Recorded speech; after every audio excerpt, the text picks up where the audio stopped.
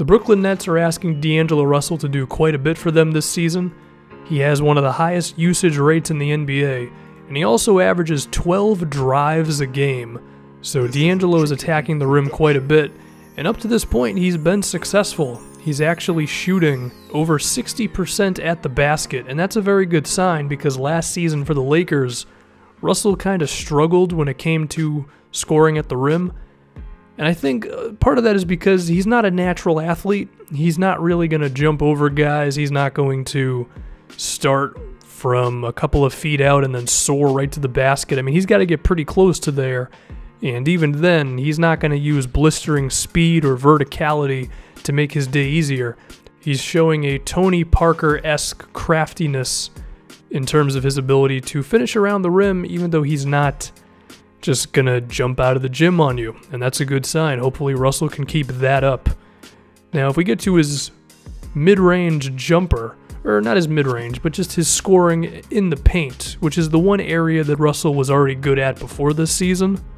He's shooting 46% in the painted area, but not directly at the rim. That's a good sign.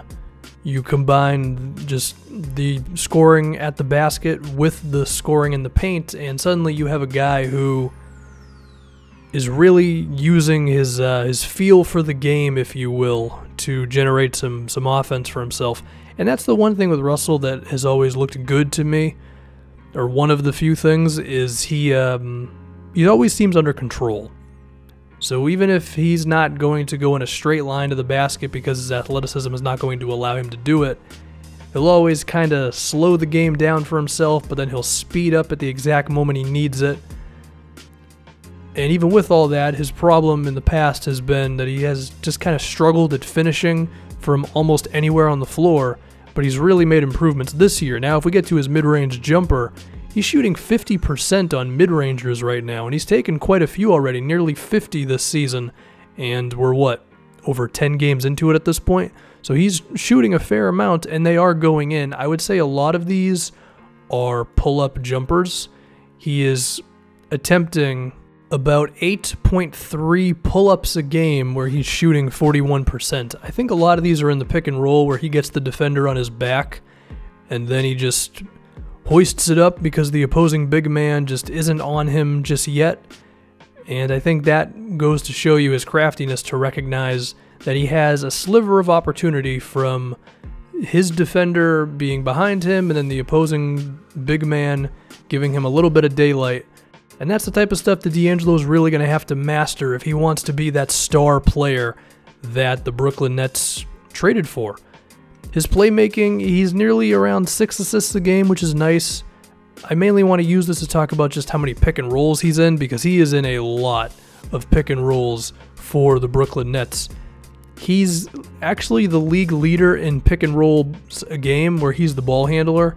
Nearly 13 times a game, D'Angelo Russell is involved in a screen and roll with him conducting everything. This is more than Kemba Walker, James Harden, DeMar DeRozan, Damian Lillard, Dennis Schroeder, Reggie Jackson, Russell Westbrook, Ben Simmons. A lot of big names. The Nets are asking D'Angelo to do quite a lot. And I think part of this is because they had a plan early on to have Jeremy Lin with D'Angelo Russell. But of course, Jeremy Lin got hurt, and now Russell has to just do a lot, which I think also is a part of why he has one of the highest usage rates in the NBA.